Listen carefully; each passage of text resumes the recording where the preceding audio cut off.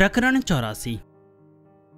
कराची में एक दिन जनवरी 1979 को जब गुरुदेव ने यूके से भारत की ओर प्रस्थान किया तो मौसम की खराबी और धुंध के कारण हवाई जहाज दिल्ली एयरपोर्ट पर न उतरकर कराची एयरपोर्ट पर उतरा। इसलिए आपको एक दिन कराची में ही बिताना पड़ा। कराची का वह एक दिन आपके लिए एक अलग ही अनुभूति लिए हुए था। आपने अपनी अनुभूति को कराची में एक दिन नामक लेख में अभिव्यक्त भी किया था। उस लेख में से कुछ उल्लेखनीय बातें यहां दी जा रही है। कराची में आप बहुत से ऐसे लोगों से मिले जो बंटवारे में भारत से पाकिस्तान में जाकर निवास करने लगे। उन सब का प्रेम और आस्था भारतीय भूमि के प्रति देखकर आप हैरान रह गए। एक व्यक्ति जो भारत का रहने वाला था बोला, बाबा जी, मैं उत्तर प्रदेश का हूं। यहां आ तो गया, परंतु आज भी अपने वतन के प्रति बहुत प्यार है और यदि अब भी छूट मिल जाए तो भारत में आधी रोटी खाकर सुख से बसर कर सकता हूं। यहां सब कुछ होते हुए भी मन में शांति नहीं है। बहुत वर्षों बाद हमें यहां अपने वतन के महात्मा के दर्शन हुए हैं। एक अन्य युवक रोते हुए कहने लगा, बाबा, मुझे भारत के विषय में बताओ। मेरे अब्बा जान वहां की बड़ी तारीफ करते हैं। वे बताते हैं कि हमारे पूर्वज भी राजपूत थे और उनको मुसलमान बनाया गया था। झगड़े में हमें अपना वतन छोड़ना पड़ा। लंबी सांस लेते हुए वह पुनः बोला, बाबा, अत्याचार तो यह राजा लोग, नेता लोग करते हैं और मरता है गरीब। हमारा घर दिल्ली के पास पलवल में था। मैं तो छोटा था जब भारत से आया था। अपने वतन को मैं मन भर कर देख भी ना सका। अब्बा जान कहते हैं कि हिंदू तो लड़ना पसंद ही नहीं करते हैं। झगड़े तो कुछ नेताओं के बहकावे से गुंडे ही किया करते हैं।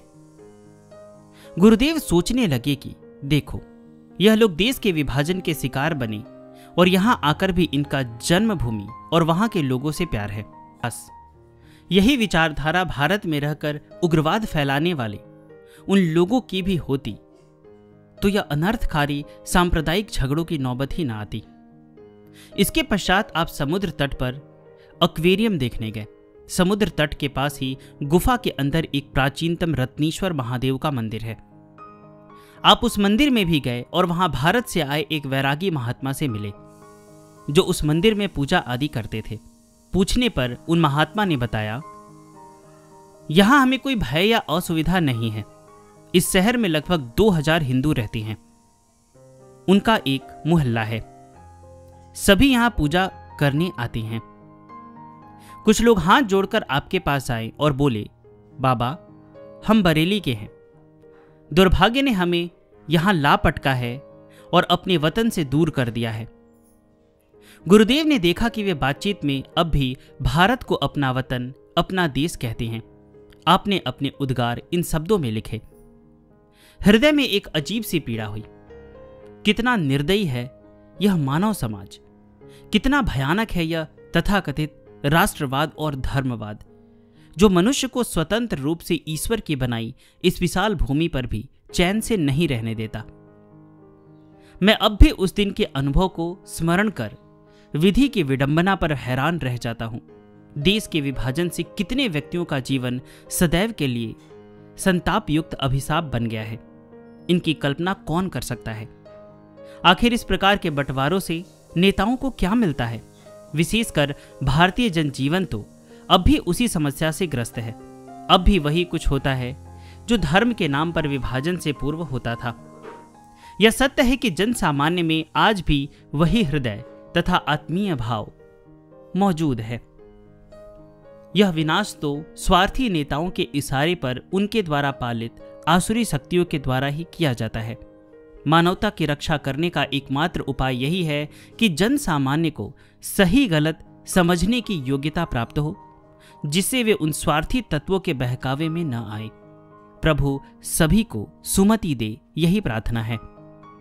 कुछ क्षणों के लिए मिले हुए उन भारत के उत्तर प्रदेश से गए मुसलमान बंधुओं की आत्मीय तथा भाव भरी बातें अभी भी हृदय को कुरेद कर टीस उत्पन्न कर देती है। प्रकरण 85। यूके में स्थायी आश्रम। सन 1980 में यूके में एक बहुत बड़ी उपलब्धि प्राप्त हुई।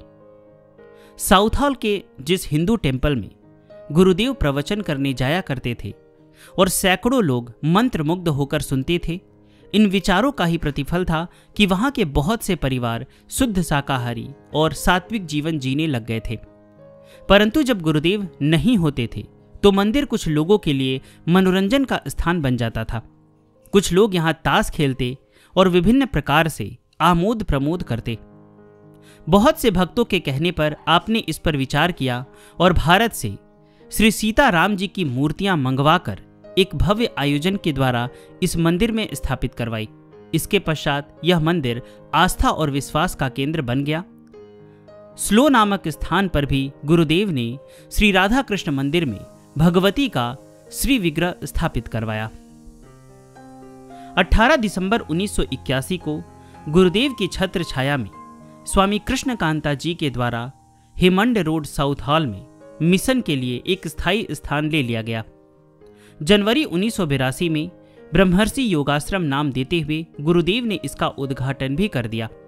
गुरुदेव के आदेश से स्वामी विश्व भारती जी ने इसका कार्यभार संभाला। सन 1984 में जैनाचार्य स्वामी सुशील मुनि जी महाराज के द्वारा लंदन में विशाल महावीर जयंती समारोह आयोजित किया गया, जिसमें गुरुदेव ने सम्यक ज्ञान, सम्यक दृष्टि और सम्यक चरित, इन त्रिरत्नों को वैदिक सिद्धांतों के साथ समन्वय करते हुए जो विचार दिए, उससे विद्वत संत समाज गदगद हो उठा। यूके के एक विश्वविद्यालय में गुरुदेव के 24 लेक्चर लगातार हुए। एक दिन में आपको 9 घंटे लगातार विभिन्न क्लासों में अलग अलग विषयों पर बोलना पड़ा। प्रत्येक विषय के प्रोफेसर जब अपने अपने विषय में आपका उद्बोधन सुनते तो सभी आश्चर्यचकित रह जाते कि हर एक विषय पर आपका ज्ञान विज्ञान अथाह है। एक प्रोफेसर ने तो यहाँ तक कह दिया कि स्वामी जी के विचारों को सुनकर ऐसा लगता है कि हमें तो अपने विषय का ABC भी नहीं आता। सन 1987 में गुरुदेव के एक प्रिय अंग्रेज शिष्य डॉक्टर बैरी तथा डेनिस ने अनेक स्थानों पर योग शिविरों का आयोजन करवाया, जिसमें आप योग प्रशिक्षण के साथ साथ अपने अनुभूत विचार भी देते रहे। नवद्वीप कलकत्ता के महामंडलेश्वर त्रिदंडी स्वामी सागर जी महाराज ने गुरुदेव को ईस्ट लंदन मैनोर पार्क के अपने सारस्वत मठ में आमंत्रित किया, जिसमें गुरुदेव के बुद्धिर्यस्य बलम तस्य विषय पर विचार सुनकर सभी मंत्रमुग्ध हो गए। यूके में गुरुदेव वहां की जेलों में भी समय समय पर जाकर उपदेश देते रहे। सन 1996 में UK hasten road middle x में ब्रह्मर्षि मिशन का एक नया आश्रम ले लिया गया। इस आश्रम के द्वारा बड़े बड़े कार्यक्रम और योग सेमिनार आयोजित करवाए जाने लगे। सन 2000 में एक विशाल ऑडिटोरियम में न्यू मिलेनियम सेलिब्रेशन भव्य रूप से मनाया गया। गुरुदेव ने मिलेनियम के ऊपर शोधपूर्ण विचार दिए, जिसे पुस्तक रूप में भी प्रकाशित किया गया। ईस्ट चैनल इंग्लैंड की तरफ से ब्रह्मर्षि मिशन यूके की गतिविधियों की एक डॉक्यूमेंट्री बनाई गई, जिसमें गुरुदेव ने अपना मुख्य संदेश दिया। इस डॉक्यूमेंट्री को ईस्ट चैनल पर विश्व भर में दिखाया गया।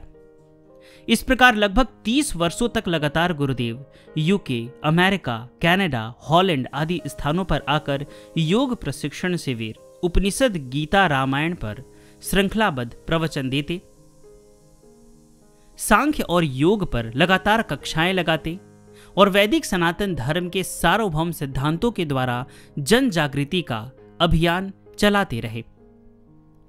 आप जहां जहां भी जाते, लोगों के मन मस्तिष्क की ग्रंथियां खुलने लगती और वे गृहस्थ जीवन के साथ आध्यात्मिक ऊर्जा प्राप्त करते हुए आदर्श जीवन जीने लगते। आपके साथ साथ आपके आदेश से आपके कृपा पात्र सन्यासी शिष्य भी इस अभियान में पूर्णतया समर्पित होकर कार्य करते रहे। प्रकरण 86 हेल हेल जग मंगल करनी। सन 1990 में यूके के विभिन्न स्थानों पर कार्यक्रम देते हुए अचानक गुरुदेव का स्वास्थ्य अधिक खराब हो गया। आपको अस्पताल ले जाना पड़ा। अस्पताल की औपचारिकताएं पूर्ण होने के बाद आपको डॉक्टरों ने 2 महीने तक पूर्ण विश्राम करने की सलाह दी। इसी अस्वस्थता के समय आपने मां भगवती की स्तुति में एक पद की रचना की। इस पद से संबंधित एक उल्लेख्य प्रसंग है।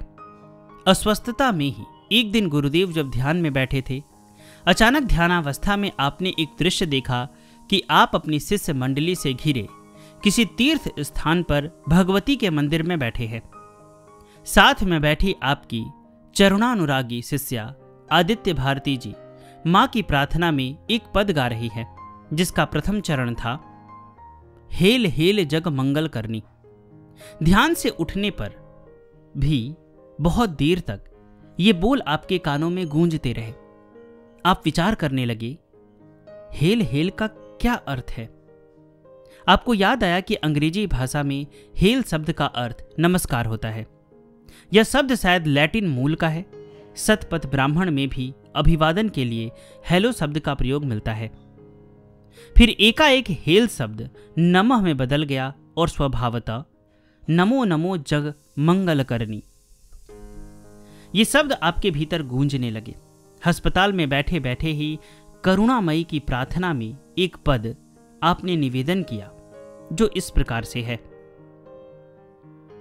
नमो नमो जग मंगल करनी, नमन कोटि सत बार अम्ब है, निज जन के दुख दारिद दरनी, करुणामयी शांति की मूर्ति, विधि हरिहर वंदित सम सूरति, महामोह तम तोम दुरी करी, सुरनर मुनि मन आनंद भरनी, नमो नमो जग मंगल करनी। अगर आप पुस्तक पढ़ेंगे तो आगे भी इसमें दिया गया है, उन्होंने जो भी लिखा था गुरुदेव ने। मैं पूरा ना पढ़कर आगे की घटना पढ़ता हूं। आप लगभग 7-8 दिन अस्पताल में रहने के पश्चात पुनः स्वस्थ होकर कर्म योग में पूर्ववत जुट गए। यह एक बात उल्लेख्य है कि इस अस्पताल का सारा खर्च और उसका बिल बहुत अधिक था, जिसके लिए बहुत से भक्तों ने अपना सब कुछ लुटा देने का प्रण कर लिया था। परंतु गुरुदेव की दिव्यता से अभिभूत होकर अस्पताल के डॉक्टर और व्यवस्थापकों ने कुछ भी न लेने का निर्णय लिया और सारा खर्च वहां के मैनेजमेंट द्वारा चुकाया गया। लगभग 2 महीना तक यूके में रहकर आपने स्वास्थ्य लाभ लिया। प्रकरण 87, अमेरिका में गुरुदेव। सन 1978 में जिस समय गुरुदेव कनाडा में वैदिक सनातन धर्म का उद्घोष करने में अत्यंत व्यस्त थे, उन्हीं दिनों आपके सैराटोगा अमेरिका निवासी शिष्य सरोज रामपाल गुप्ता ने आपको अमेरिका आमंत्रित किया। आपने अपनी व्यस्तता को देखते हुए अपनी शिष्या कृष्णकांता जी को अमेरिका भेजा। 15 नवंबर 1978 को स्वामी कृष्णकांता जी कनाडा से अमेरिका पहुंची। लगभग 1.5 महीने तक पूज्या दीदी जी ने अमेरिका के युवा सिटी आदि स्थानों पर खूब व्यस्त कार्यक्रम दिए, जिससे वहां के लोग आपसे बहुत प्रभावित हुए। गुरुदेव जनवरी से अगस्त 1979 तक लगभग 7 महीना भारत में अपने महत्वपूर्ण कार्य संपन्न करने के पश्चात यूके पहुंचे। यूके तथा कनाडा में पूर्ववत अति व्यस्त कार्यक्रम देते हुए आप कनाडा से अमेरिका पहुंचे। अमेरिका में सर्वप्रथम डॉक्टर अमृत बिंद्रा ने आपको क्लीवलैंड में आमंत्रित किया। यहां भी अनेक स्थानों पर विभिन्न विषयों पर प्रवचन देते हुए आपने क्लीवलैंड यूनिवर्सिटी में अनेक व्याख्यान दिए। क्लीवलैंड यूनिवर्सिटी में विशेषकर हिंदू धर्म दर्शन पर आपने विचार दिए।